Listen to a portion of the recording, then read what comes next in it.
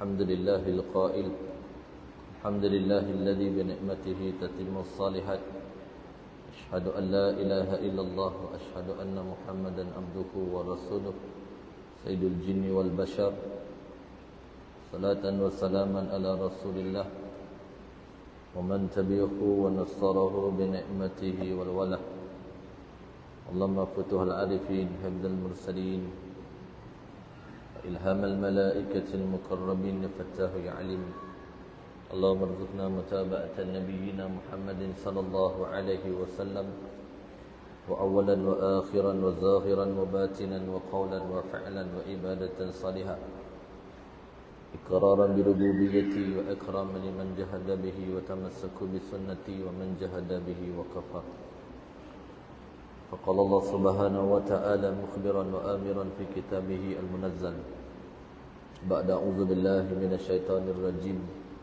قل جاء الحق وزهق الباطل إن الباطل كان زهوقا وقال النبي صلى الله عليه وسلم الدين النصيحة قلنا لمن لله ولكتابه ولرسوله ولأئمة المسلمين وأمتهم وقال النبي صلى الله عليه وسلم إذا رأيتم الرجل يعتاد المساجد فاشهدوا له بالإيمان وقال عز وجل إنما يأمر مساجد الله من آمن بالله واليوم الآخر.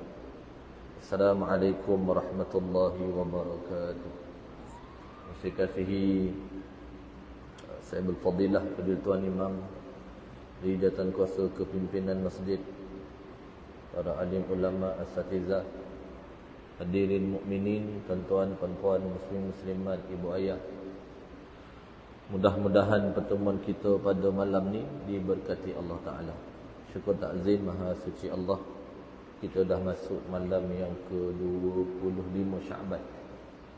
Kita bersyukur kepada Allah Taala kerana pada saat dan ketikanya pada hari ini Allah memanjangkan umur kita dalam kebaikan. Dan alhamdulillah kita di antara orang yang Allah pilih malam ni dapat hadir ke rumah Allah Subhanahu wa taala menunaikan salat maghrib berjemaah. Dan yang keduanya dikurniakan kesempatan duduk seketika di dalam majlis ilmu yang sebahagian daripada Raudatun min Riyadil Jannah, satu daripada taman-taman syurga Allah Subhanahu wa taala. Dan pada qadar yang terbatas ni, mudah-mudahan apa yang kita usahakan, yang kita bincangkan dan yang kita diskusikan malam ni memberikan manfaat kepada kita insya-Allah. Yang keduanya, kita bersyukur dengan nikmat Islam dan iman, dan juga dengan dua nikmat yang lainnya. Sebagaimana kata Nabi sallallahu alaihi wasallam, nikmatani maqbunun fihima katsir minan nas. Dua nikmat yang Allah bagi kepada manusia ataupun kepada kita lah makhluk. Ramai dalam kalangan kita ni yang kadang-kadang lalai ataupun terlupa ingat kepada Allah Subhanahu wa taala. Yang disebut oleh Nabi as-sihat, nikmat sihat. Yang keduanya al-faragh, nikmat waktu lapang. Biapa pun kita bersyukur banyak-banyak kerana hinggalah ke saat ini Allah masih lagi memberikan kesempatan dan memandu kita dengan hidayah dan mengurniakan taufik, kekuatan ke atas kita untuk kekal dengan amal soleh. Jadi saya keduanya mohon maaf atas ketidakhadiran pada kuliah yang lalu. Dan saya ingat adalah sahabat-sahabat saya yang datang mengganti. Alhamdulillah. Jadi sebab saya tak ada urusan kerja di luar, saya mohon maaf banyak-banyak. Jadi malam ni alhamdulillah ini mungkin kuliah maghrib terakhir sebelum kita bertemu dengan Ramadan. Jadi lepas raya so itu cerita lain lah. Jadi sambung malam ni insya-Allah muka surat ke-243. Siapa yang ada kitab kitab hadis 40, muka surat 243, perenggan yang ke-5. Cerita pasal perkataan Salman. Salman Al-Farisi. Salman ni sahabat Nabi SAW. Dia sahabat Nabi. Al-Farisi ni gola dia lah. Sebab dia orang Parsi lah. Dia bukan orang Dia bukan orang Madinah dan dia bukan orang Mekah. Jadi sahabat ni ada gelaran yang dipakai dengan tempat asal dia. Dan ada orang yang diguna tempat asal. Dia benda lakab ni jarang diguna oleh orang Nusantara, orang Melayu jarang lah. Kalau kita biasa dengar pun tokoh ulama yang pakai ni, kalau kita ni Haji Muhammad Said Al-Linggi, dia asal Linggi lah. Ataupun kalau dulu ada orang guna perkataan, ada ustaz tu kan, Ustaz Qasim Al-Rambawi, dia asal Rambau. Kalau biasa guna nama tompek macam Imam Nawawi lah. Imam Nawawi An-Nawa ni bukan nama dia, nama tompek kampung dia. Nawa tu kampung. Imam Bukhari asal dia Bukhara. Jadi ada orang lah yang menggunakan nama tompek asal dia atau tempat kelahiran dia sebagai lakab, gelaran di belakang nama. Tapi kita tak ada lah kan. Duduk sikamat kan, asikamati tak sadap lah bunyi kan. Ataupun orang, saya kampung saya Palung kan, Al-Palungi kan. Nak bunyi tak? Boleh ya guna. Tapi jarang lah dipakai. Salman Al-Farisi ni diambil geraran sebab dia asal daripada satu tempat di Dayun. Dayun ni satu kampung terpencil di kota Isfahan. Asal dia adalah beragama Majusi. Sebab ayah dia di antara orang kuat yang menganut agama Majusi. Agama menyembah api. Sehinggalah satu hari dia berjalan di kota Isfahan. Dia melihat ada pemuda yang beribadah dengan cara agama Nasrani. Bila dia tengok tu dia jadi tertarik. Ini secara ringkas saya cerita pasal sahabat agar kita mencintai sahabat. Lalu dia bertanya kan, agama yang kau belajar ni, yang kau anuti ni agama apa? Kata mereka, kami belajar dan kami beramal mengikut sebagaimana ajaran Nasrani. Jadi dia pun tertariklah untuk belajar agama Nasrani. Unik Salman ni, perjalanan dia mencari hidayah ni adalah satu perjalanan rehlah dakwah yang sangat panjang. Dan akhirnya Allah temukan dia dengan kebenaran. Jadi dia tanya, dia balik jumpa ayah dia. Ayah dia menghalang dia daripada untuk belajar agama Nasrani. Sehinggalah ditakdirkan Allah pada satu hari orang, dia dengar pedagang dari Syam datang. Sebab agama Nasrani ni banyak tersebar ketika mana di Syam. Syam ni kita tahulah di Syria, di Palestin, tempat kelahiran baginda Isa alaihi salam. Di bumi Lubnan, di bumi Syam lah. Satu hari dia dengar ada orang pedagang Syam datang. Dan dia pun akhirnya secara sembunyi-sembunyi dia keluar. Dan dia kemudian pergi ke Syam. Sampai di Syam dia jumpa dengan seorang tok guru. Dan dia pun belajar agama Nasrani. Cuma dalam masa tempoh belajar ni, hati dia tak berapa cocok lah. Dia kata, macam tak boleh pergi dengan cikgu tu lah, dengan guru. Guru ni baik, ajaran Nasrani pada hemat dia benar.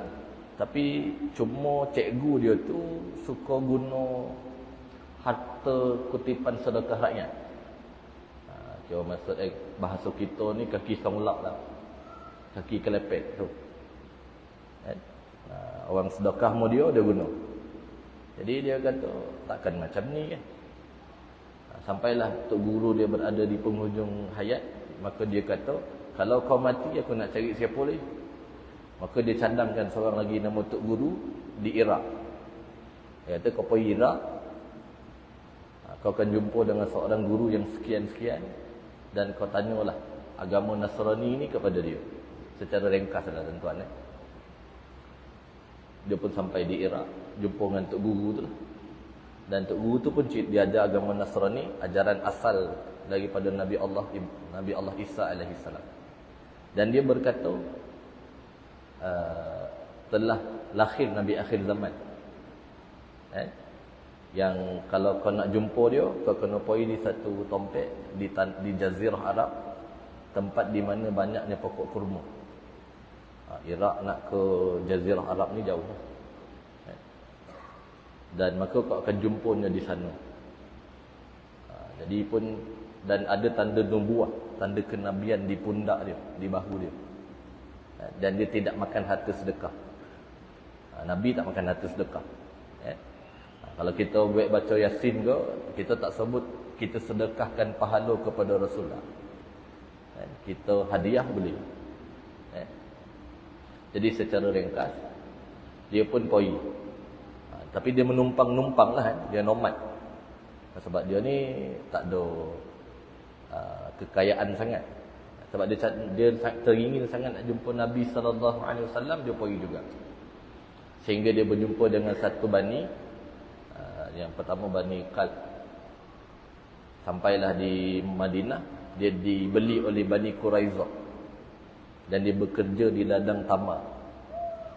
Dan sehinggalah pada satu hari, ada dalam kalangan pekerja ni kata, celakalah kita. Celakalah kita sebab orang yang mengaku dirinya Nabi akhir zaman telah sampai di tompek kita. Maksudnya Nabi daripada Makkah baru sampai ke Madinatul Munawwarah. Jadi Salman bila dengar ni, dia kata, inilah orang yang aku cari. Tapi dia masih hamba lagi. Dia bekerja di ladang tamar. Dan lepas habis kerja dia pun pergi cari Nabi SAW. Bawa makanan, dan dia pertama dia sedekah pada Nabi. Dia nak test lah. Dia beri ke baginda SAW makanan. Setengah riwayat kata dia bagi anggur, setengah riwayat kata dia bagi kurma. Sebab tompek yang dia kerja tu kerja di ladang kurma lah. Jadi logik lah kan, kerja di ladang kurma takkan nak bawa anggur. Dia pun sedekah kepada Nabi, Nabi tak terima. Tapi Nabi bagi kepada sahabat yang lain. Nabi kata, bacalah bismillah. Dia pun tertarik kan.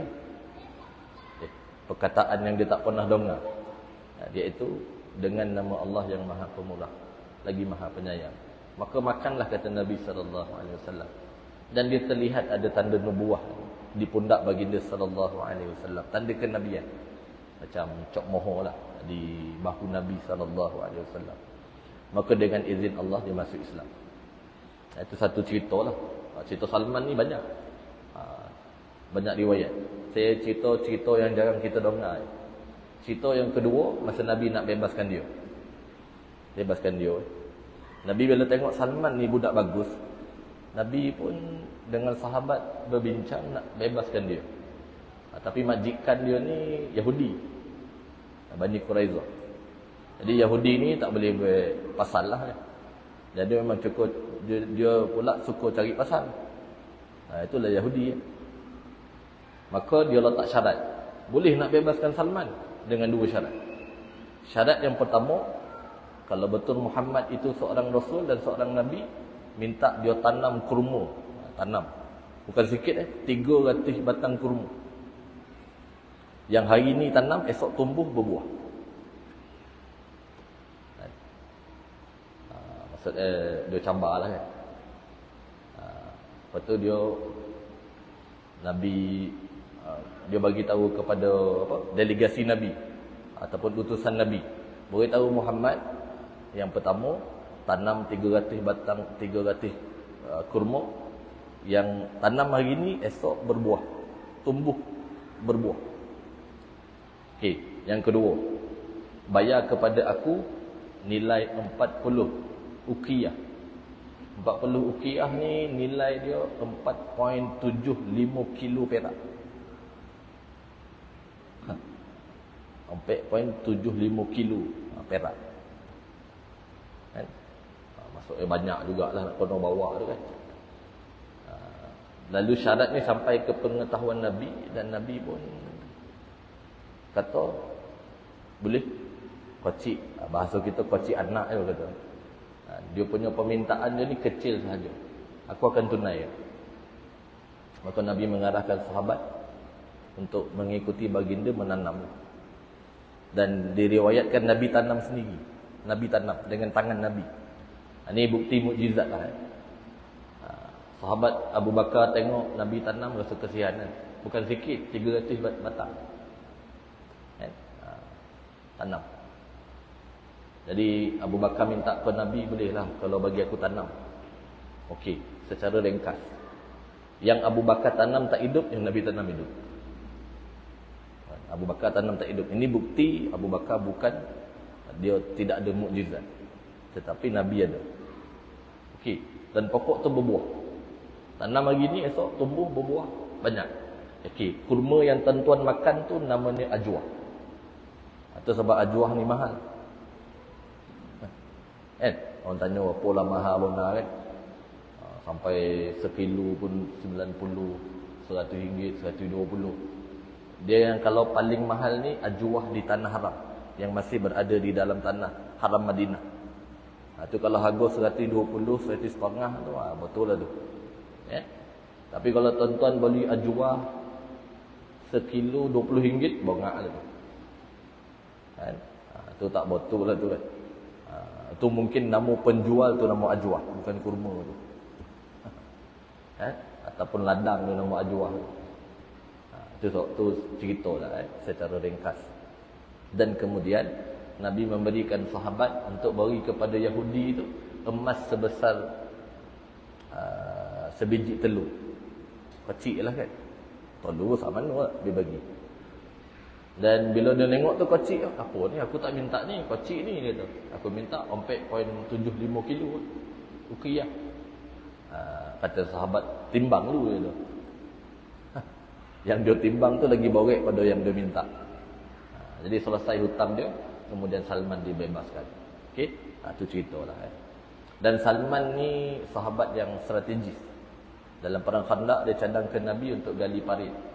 Parit yang sangat besarlah. Dia kata kalau dulu kami perang di Parsi, kami akan menggali parit. Yang parit ni sangat luas dan dalam. Yang ketika kuda yang paling pantas pun kalau dia melompet, tak lopet. Memang tak boleh. Jadi dikisahkan perang Khandaq ni perang yang berlaku sekitar hampir sebulan sebelum Allah turunkan bantuan. Berlaku pada musim dingin. Musim dingin. Musim sejuk yang sangat menggigit. Dan sahabat kekurangan bekalan makanan. Sahabat ni letak batu. Saya tengok dah video Palestin sekarang pun dah letak batu dah kan. Diikat perut dia menahan lapar. Sahabat letak batu ikat. Sahabat letak satu, Nabi letak dua. Maksudnya Nabi lagi lapar. Kan? Sehingga kan dikisahkan oleh Jabir bin Abdullah, ketika kami sedang dalam keadaan yang sangat lapar dan sahabat berada pada titik yang paling bawah. Titik paling bawah ni apa? Macam dah putih hasur. Macam dah putih hasur tuan-tuan. Kan? Ini motivasi kemenangan. Kemenangan. Agama ni Allah akan menang. Percaya. Kan? Dan sahabat bila kotuk satu batu tak pecah-pecah. Down lagi ya. Ni nak gali parit ni nak sambung. Kotuk satu batu tak pecah. Jabir berlari temu Nabi bagi tahu, ya Rasulullah. Dah banyak kali cuba tak pecah juga. Sahabat yang lain macam dah rasa putih hasut. Nabi pun datang dan Nabi bawa tukul pemecah batu, Nabi pun kotuk kan. Yang ni lah Allah bagikan gambaran. Antaranya dalam hadis tu cerita Nabi digambarkan akan berlaku pembebasan. Pertama Allah bagi isyarat bahawa Al-Quds akan dimenangkan. Baitul Maqdis akan dibebaskan. Yang kedua, Allah bagi gambaran kota Istanbul ataupun Konstantin akan dimenangkan. Tuan-tuan, dua kota ni, dua tompek ni dia tak bebas di zaman Nabi.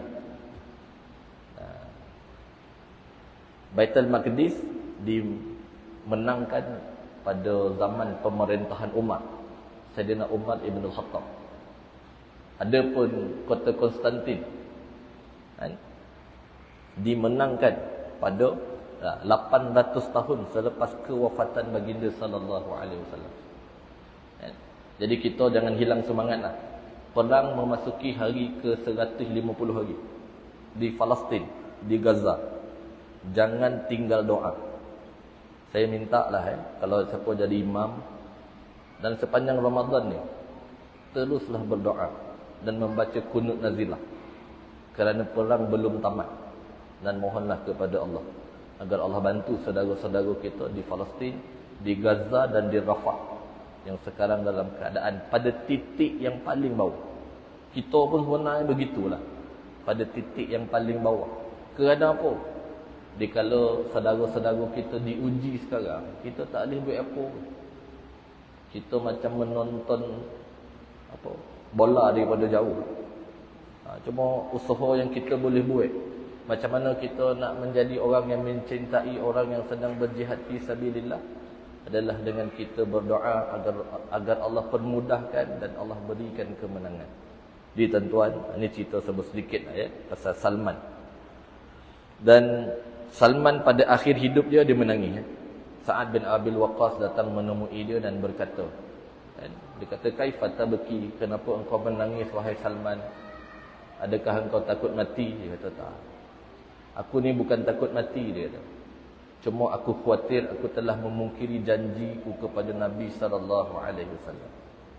"Apa yang engkau janji?" "Kerana aku berjanji kepada Nabi, aku tidak akan mengambil dunia melebihi apa yang patut dan apa yang cukup ke atas aku." Saya nak baca hadis ni pun saya malu lah. Kenapa tuan-tuan? Kadang-kadang kita cakap kita jangan ambil dunia, jangan cinta dunia, jangan memiliki dunia ni, tapi kadang-kadang kita yang lebih kan? Rumah kita, kenderaan kita, kan? Kekayaan yang kita milik. Kadang kita ada benda pun nak beri pun rasa susah kan. Cakap senang kan. Kadang lalu tabung pun senyum je. Kan? Apa senyum? Senyum pun sedekah dia kata. Kan? Banyaklah kadang kita diuji kan. Tapi cerita Salman ni memberikan satu inspirasi kepada kita. Berilah apa termampu dan mengambillah dunia sekadar perlu. Dunia ni bukan agama suruh nafikan tak. Dunia akan menjadi tidak baik kalau kita mengambil dengan qadar yang melampau. Maka ketika itulah dunia akan membinasakan kita. Tapi kalau kita ambil dunia untuk kebaikan akhirat, maka inilah zuhud yang dibenarkan. Zuhud ni bukan amalan fizikal. Ada ingat zuhud ni pakai compang-camping, pakai kalau orang kata kopiah pun kuning, tolokung pun berambu. Kan? Kata macam sakai roman ni. Kenapa dia macam tu lah? Tu zuhud tu bukan zuhud, tu kodokut. Kalau pakai baju pun lusuh, compang camping, bukan. Zuhud bukan pakaian. Zuhud adalah amalan hati. Apa maksud amalan hati? Apa pun yang melingkungi dia dengan maksud kemewahan dunia, apa sahaja yang dia ada, tidak membelenggu dirinya untuk dia dekat kepada Allah Ta'ala. Itu zuhud. Dan zuhud ni, kata para ulama, tingkatan dia lagi tinggi daripada wara'. Lagi tinggi pada wara'. Jadi agama mengizinkan. Agama tak halang kita jadi kaya. Tapi pesan agama meletakkan harta ataupun dunia sekadar di tangan, bukan di hati. Meninggalkan sesuatu yang tidak ada manfaat kepada akhirat kita, tetapi mengambil kebaikan yang ada di sisinya demi kebaikan akhirat kita. Ini maksud dia. Jadi hadirin mukminin, di akhir-akhir kehidupan Salman ni, dia kata, aku pernah berjanji dengan Nabi, aku tidak akan mengambil dunia pada kadar yang patut. Apa yang kau janji? Demikianlah dia kata. Tapi ketika aku mati, masih ada di tanganku ini 20. Setengah riwayat kata 27 dirham. Yang setengah riwayat kata 29 dirham. 27-29 dirham ni bukan banyak pun. Tapi dia kata pada sisi dia, seolah-olah inilah yang aku masih miliki. Sedangkan aku berjanji kepada Nabi bahawa aku tidak akan membawa dunia ketika aku mati. Hebat kan? Luar biasa lah tuan-tuan. Kita kadang susah nak lepas dunia. Banyak ke kadang? Orang bila nak cerita ni kadang jadi apa? Jadi payah, jadi susah. Hakikatnya memang begitu pun. Benda yang kita milik ni tak banyak kan. Kata Abu Hurairah, yang engkau punya hanyalah 3. Yang engkau makan adalah kita punya. Yang kita makan milik kita. Tapi ada orang dia makan tapi Kadang dia ada duit tapi tak boleh makan. Duit ada tak bang? Ada. Beli udang boleh tak? Boleh beli, makan tak boleh. Makan balik mengensot yang dia tu. Gaut dia tu. Banyaklah tak boleh. Nak makan. Makan kotam boleh tak? Padap kotam tu. Duit ada, bali boleh, makan tak boleh. Ikut makan kan berong mulut tu kan. Bengkak mulut tu tak? Jadi kadang yang ada di depan mata kita pun kita tak boleh makan. Apa kata Nabi lagi? Yang kita pakai. Yang kita pakai ni milik kita. Jadi tuan-tuan sunnah kalau beli baju baru, pakailah. Jangan simpan. Jangan simpan ya. Pakailah. Ada orang dia beli baju simpan, beralih almari je. Ataupun beralih tompek je. Beli lama dah, 2005 boleh. 2007 boleh, 2008 boleh tak pakai. Nah dah 2024 pun tak pakai lagi. Pakailah. Yang kita pakai, yang ni rezeki. Tapi yang kita makan akan binasa, yang kita pakai akan lusuh. Yang terakhir, yang kita sedekahkan, inilah milik kita. Yang kita sedekah confirm milik kita. Ada satu kisah menarik kan. Aisyah pernah satu hari Nabi bawa balik kambing. Bawa balik kambing. Nabi kata pada Aisyah, simpan sikit untuk kita dan lebih sedekah ke orang.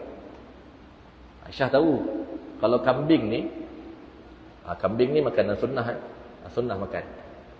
Tapi kita banyak temeneh banyak tak boleh tak boleh makan kambing, sakit apa, sakit kepala tu, darah tinggi. Yo. Dia sebenar yang sakit kepala tu sebab gogor mahal. Bukan sebab kambing tu dah. Kan? Kalau daging paling baik ni daging kambing. Kita kadang banyaklah kan, tak boleh makan lah apalah bagai-bagai kan. Tak boleh makan, tak ada hal tu dah. Jadi Nabi SAW berkata pada Aisyah, simpan sikit dan sedekah. Aisyah tahu Nabi kalau kambing dia suka bahagian peha, shank. Dia simpan lah. Bila Nabi balik, Nabi tanya, yang tinggal untuk kita apa? Dia kata, tinggallah yang bahagian yang kau suka ya Rasulullah. Yang lain tu aku dah sedekahkan. Aku dah bagi sebagaimana yang diperintahkan. Nabi kata apa? Yang kita punya yang bagi tu. Yang tinggal ni belum tentu lagi. Dia terbalik itu kan. Kita yang tinggal tu kita punya. Itu hak kita kan. Yang bagi tu belum tentu kan. Jadi tuan-tuan, ini di antara kebaikan yang Nabi kata, berilah sekadar mampu dan berilah sedaya yang mungkin, kerana Allah akan memberkati. Jadi hadirin mukminin, ni cerita Salman. Mudah-mudahan kita ada motivasi lah sedikit. Bagaimana sahabat menunjukkan sikap dan menunaikan janjinya kepada baginda sallallahu alaihi wasallam.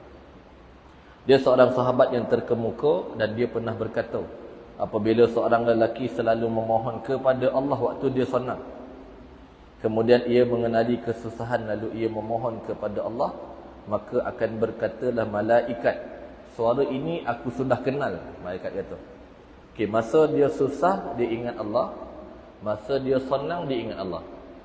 Dia senang dia ingat Allah, dia susah dia ingat Allah. Dan ketika dia berdoa masa dia susah, malaikat kata, Tuhan, aku tahu suara dia, aku kenal. Ini bersesuaian dengan firman Allah dalam surah Ali Imran ayat 133 dengan 134. Quran balasnya atas Ali Imran.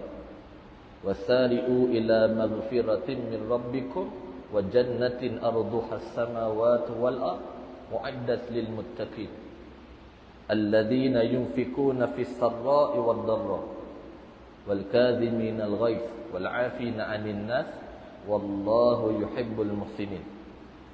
Allah kata, bersegeralah engkau mendapatkan keampunan Allah.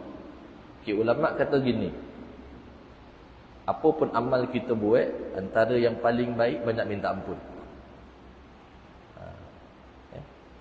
Kita beramal ni bukan kerana syurga semata-mata, tapi kita dambakan keampunan. Kalau kita baca dalam syarah amal ya, amal yang paling rendah adalah mengikut perspektif orang sufi ataupun tasawuf. Amal yang rendah, dia beramal kerana syurga. Ini paling bawah. Tapi boleh ke? Boleh. Tanya, cik, kenapa buat amal banyak nak masuk syurga? Boleh. Tapi kalau kita di dunia ni tak berapa elok lah kan. Tak berapa elok ni contoh, kalau kita buat sesuatu kerana sesuatu, tak elok lah. Kenapa baik mana kau mau cik tu? Oh, anak lawa tu. Untung-untung jadi menantu tu. Ada udang di sebalik mi kan. Ataupun ada hajat-hajat tertentu. Kenapa baik mana sama orang tu? Dia tu rotor dia banyak tu. Kalau kita tolong dia boleh dia bagi kita duit sikit ke apa ke. Kan? Ni masing-masing lah. Masing-masing lah hati niat masing-masing kan. Ni dia berhajat pada sesuatu. Macam hari ni kan, tuan-tuan datang hari ni malam ni di masjid ni. Saya pun tak tahu niat tuan-tuan. Cuma saya jadi saksi tuan-tuan baik je. Kan? Kau tengok orang yang berulang alik ke rumah Allah. Fashhadu lahu bil iman, kata Nabi. Jadi saksi dia beriman kepada Tuhan. Tapi niat tu saya pun tak tahulah. Esok kita lah jawab depan Tuhan. Kau dulu ulang alik ke masjid Aisyah tu sebab apa? Kita yang jawab. Saya cuma jadi saksi kebaikan yang tuan-tuan buat. Tapi niat kita dengar. Itu sebab niat ni di antara kita dengan Allah. Kan? Kita tak boleh duga niat orang. Boleh duga kan? Abang tu rajin datang masjid. Biasalah nak bertanding tahun depan kena dengar cerita tu. Kan? Top 10 AJK dia lah tu. Tu atas dia lah kan. Mana kita tahu kan? Jadi tuan-tuan, niat kita tak boleh duga lah. Itu sebab niat ni urusan kita dengan Allah. Allah akan tanya. Itu sebab orang yang dia buat baik belum tentu lepas ni. Sehinggalah dia dikembalikan di hadapan Allah. Ni cerita. Kenapa bersegera mendapat keampunan Allah? Apa pun amal, antara benda yang jangan tinggal, minta ampun. Apa dalil dia kan? Di antara dalil yang disebut dalam surah Al-Kahfi kan? Apa kata Tuhan? Kita baca surah Kahfi ni hari Jumaat. Qul hal nunabbi'ukum bil ahsarina a'mala alladhina dhalla sa'yuhum fil hayatid dunya wa hum yahsabuna annahum yuhsinuna sun'a. 104 105. Muka surat sebelah sini kan, tengah ayat, dalam ayat terakhir. Apa kata Tuhan? Tuhan tanya, Tuhan bagi jawapan. Allah kata siapa dia orang yang rugi. Rugi ni siapa? Allah bagi jawapan balik. Okey, pertama, orang yang aku bagi dia umur tapi dia sia-siakan umur dia. Kan? Umur Allah bagi tapi sia-sia. Sebab kita bersyukur dengan nikmat umur ni. Antara tanda bahagia adalah tanda yang lain ni kata Nabi adalah diberikan umur tapi dihabiskan dengan jalan yang bermanfaat ataupun lagi barakah. Sebab namanya umur. Umur ni salah satu daripada maksudnya imarah. Satu tempoh yang Allah bagi, macam mana nak diimarahkan. Ada orang memilih untuk kebaikan, ada orang memilih dengan melakukan kemaksiatan dan kezaliman. Maka Allah akan tanggungjawabkan. Aku bagi kau umur di mana habisnya. Tapi umur ni rahsia Tuhan. Kita tak tahulah. Saya tak tahu sampai bila saya hidup, dan tuan-tuan pun tak tahu sampai bila tuan-tuan hidup. Tapi rahsia Tuhan ni baik atas kita, agar kita tenang. Tenang kan? Ingat tahu mati senang. Senang tahu mati ustaz, boleh buat persiapan, belum tentu. Kan? Ni tak tahu mati ni boleh balik makan elok kan?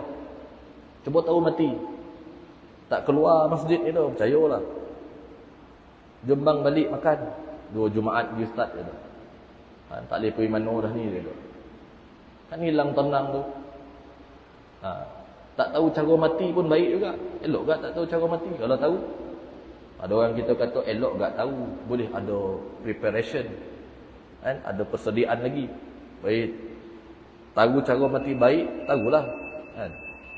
Kalau tak tahu cara, susah juga kita kan. Jadi tuan-tuan, ni rahsia Tuhan. Dan saya sambung sikit lagi pada ayat tu, kata Allah Ta'ala.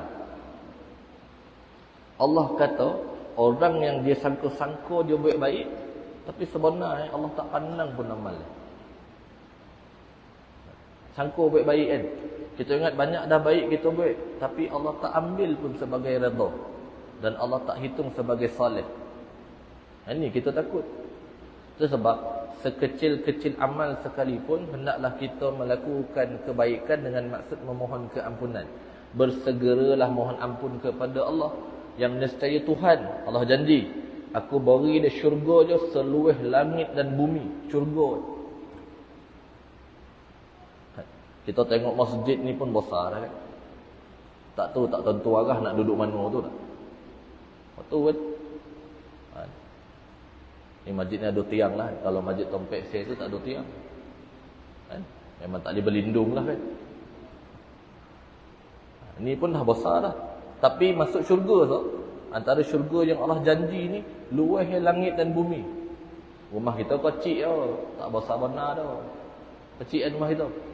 Kecil tuan-tuan. Saya beli rumah saya mahal start RM400,000, RM500,000. Kecil tu kan.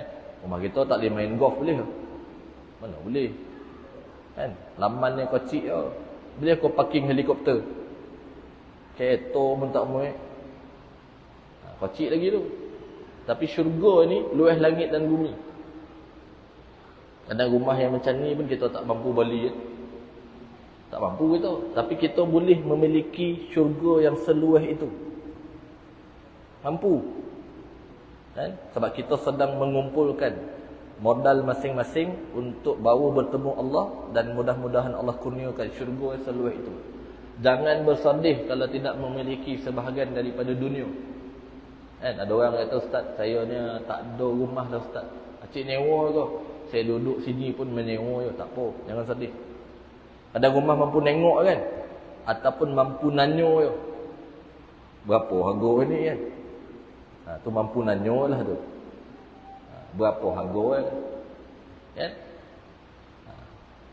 Kadang mampu tengok kan, cantik rumah tu, nak beli belum tentu kan. Tengok satu, bila tanya rogo, berapa harga? 1.2 juta. Simpan lah. Tapi yang kita kena sedih kalau kita tak boleh mampu memiliki rumah di syurga kita masing-masing. Tapi Allah bagilah kan. Orang yang macam ni siapa dia? Okay, Allah jawab pada ayat yang seterusnya. Alladzina yunfikuna fis sarra'i wad dharra. Orang yang dia bersedekah, berinfak, dia kala senang ataupun susah. Kedua, kan? Orang yang memberikan kemaafan, orang yang menahan marah ketika dia marah. Susah nak tahan marah bila marah ni. Okey, yang ketiga, orang yang memberikan kemaafan. Beri maaf susah tuan-tuan, minta maaf senang. Maafkan saya boleh, tapi nak minta maaf susah. Itu sebab manusia dia tak ada sifat afwa, tak ada. Afwa tak ada. Kita boleh maaf tapi belum tentu lupa, betul tak? I will forgive you but I never forget. Saya boleh maafkan awak tapi lupa belum tentu. Kalau kau nak bersahabat, bersaudara, berbesan moden tak ada lah tu. Dan maafkan tapi tak nak tengok muka dia. Kan? Dan Allah kata, aku suka kepada orang yang melakukan kebaikan. Di tuan-tuan yang saya kasih, ini ciri-ciri. Dan orang ni pula, orang yang dia banyak minta ampun. Sebab kita ni ada satu hadis, dan saya tutup dengan hadis ni, mudah-mudahan jadi pedoman kita. Hadis daripada riwayat Al-Iraqi. Apa kata Iraqi? Dia kata, seorang sahabat datang menemui Nabi SAW. Tapi nama sahabat ni tak diceritakan siapa dia. Okay, kita kalau jumpa hadis yang macam ni, nama dia tak penting. Yang penting cerita. Cerita je lagi penting. Nama tu tak penting. Dia tanya Nabi, ma ayu du'ai afdal? Apakah doa yang paling afdal? Kata baginda sallallahu alaihi wasallam, nas'alullah, mintalah kepada Allah al-afwa wal afiyah fid dunya wal akhirah. Mintalah keampunan di sisi Allah dan mintalah kebaikan di dunia dan di akhirat. Tuan-tuan, ada satu doa yang diajarkan Allah di dalam Quran menggantikan kalimah yang lebih baik. Saya tak sampai nak syarah ayat ni. Cuma kalau tuan-tuan ada masukkan balik, buka ayat ke-200 dengan 201. Cerita daripada ayat 199, 200, 201. Dalam suratul Baqarah. Cerita ketika mana orang yang menunaikan haji, ketika dia pergi haji, orang dulu-dulu dia akan berdoa untuk kebaikan dunia sahaja. Dia minta agar dia ni ramai anak, dia minta agar tanah dia subur, dia minta agar keturunan dia baik-baik sahaja, dia minta agar sobi-sobi dunia sahaja. Tapi Allah ganti doa tu. Doa ni baik kepada orang yang bila dia pergi haji, habis haji dia tu baca doa ni banyak-banyak. Dan sebahagian ulama kata doa ini antara ibu doa yang kalau kita susah sangat nak berdoa, mencukupi dengan doa ini. Tuan-tuan tahu dah doa ni. Apa doa dia?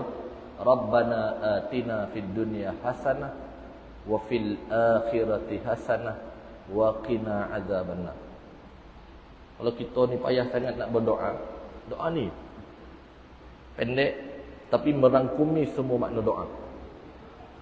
Tuhan, berikan aku kebaikan dunia. Apa kebaikan yang ada di dunia ni, dan kebaikan pada akhirat, dan jauhkan kami daripada azab api neraka. Nabi kata mintalah kepada Allah. Sebab orang dulu-dulu dia minta benda dunia je. Minta penjagaan elok, anak ramai, keluarga dia, urusan mudah. Tapi dia lupa minta akhirat. Kita dalam Ramadan pun begitu juga. Doa yang disarankan kepada kita daripada hadis Aisyah. Allahumma innaka afuun tuhibbu afwa fa'fu anni. Di dalam hadis dia tak ada karim. Dia tak ada karim. Tapi boleh tak baca karim? Boleh. Sebab kalimah tu masih baik dan dibolehkan. Macam kita baca doa sebelum kita beri salam kan. Kita baca perkataan yang biasa kita baca lah. Dalam hadis riwayat Imam Ahmad kan. Doa yang berkaitan dengan minta ketaatan. Sabbit qalbi ala dini wa ala ta'atik, kita baca kan. Tapi dalam hadis dia tak ada ala ta'atik tu, tak ada. Dia kata ala dini je. Tapi boleh ke baca? Boleh, tak ada masalah. Sebab makna dia masih baik. Jadi tuan-tuan, doa Nabi pendek sahaja kerana Nabi menganjurkan kita berdoa kepada Allah, memohon sangat-sangat kepada Allah Subhanahu wa taala. Dan demikianlah juga kata Salman dalam ayat ni, dan apabila seseorang yang memohon ketika dia senang, sesungguhnya Tuhan tidak akan melupakan dia ketika dia susah. Okey, sedikit lagi syarah dia pada maksud ayat ni. Adakah Tuhan tidak tahu? Mustahil Allah tak tahu. Adakah Tuhan memiliki kekurangan? Tidak, bukan Allah tak tahu. Tetapi Nabi sebut berdasarkan perkataan Salman ni, malaikat memberi tahu Allah. Allah tahu dah, mustahil Allah tak tahu. Maksudnya malaikat merayu Tuhan jangan melupakan dia. Sebab orang ni bersungguh-sungguh mengingati engkau ketika dia senang dan tidak melupakan engkau ketika dia susah. Maka Tuhan bantulah dia. Apa? Malaikat mewakilkan diri kita untuk memohon kepada Allah Subhanahu wa taala. Sebab tuan-tuan, ada dalam hidup kita ni tak semua bondo boleh selesai dengan fikir. Ada orang ingat fikir lah kan, selesai lah tu. Tapi dengan zikir. Jangan kita sempit guna zikir ni dengan sekadar kita kata bacaan zikir tak. Tapi zikir dengan maksud adalah dengan kita banyak mengingati Allah di kala senang ataupun susah. Mudah-mudahan Allah ampunkan kita pada yang telah berlalu. Allah terima amal kita pada yang telah berlalu dan pada masa yang akan datang. Allah beri kita kesempatan pada waktu yang akan datang dan jaminan kebahagiaan dan ketakwaan. Dan tuan-tuan, kita nak masuk Ramadan, jaga amal yang besar. Pertama siam, kedua qiyam. Puasa dan juga mendirikan malam. Puasa elok pada dua jalan. Sahur jaga, buku insya-Allah tak lupa lah. Ada orang lupa buku. Tak. Sahur. Sahur. Sahur tu sahur lah. Yang kedua buku. Sahur lewatkan sikit, buku awalkan. Awalkan tu bukan awal bona lah. Masuk waktu buku. Tapi pada topik sahur mustajab doa, pada sebelum berbuka mustajab doa. Tapi falsafah besar daripada makna puasa, siap yang bermula pasti akan berakhir. Siapa yang buat persiapan ketika dia bermula dan pengakhirannya pastilah bahagia dan kemenangan. Kita tengok puasa kita lah. Cuba pagi tu tak sahur. Macam mana puasa kita? Puluh halal rasa dah. Kono pukul 12 tu dah bigu dah tu. Pukul 3, pukul 4 tu jangan tanya banyak tu. Lain makan ni kan. Jadi kita sahur lah elok-elok. Okey, selesai berbuka. Dirikan malam. Saya nasihat pada tuan-tuan, pergilah ke mana sahaja dengan syarat. Masjid ke surau yang tuan-tuan pergi, pastikan boleh solat tarawih, bermula tarawih dan witir habis bersama imam. Apa kata Nabi? Man qama ma'al imam hatta yunsarifa. Siapa yang dia berdiri bersama imam sampai imam bersurai, dan kita pun bersurai, hatta yunsarifa, bersurai, kutiba lahu qiyamul lail. Dia dapat pahala solat malam seluruh malam. Yang kedua, pahala witir lagi besar pada tarawih. Kadang orang lepas tarawih hilang dia kan. Rakaat kedua senyap, ompek situa, 6 situa, 8 dah luar. 3 dalam keto. Minta maaf lah Saya minta selesai mau imam. Kalau imam di sini 10, 3 boleh lah. Kalau di sini 8, 3 seboleh, habislah seboleh.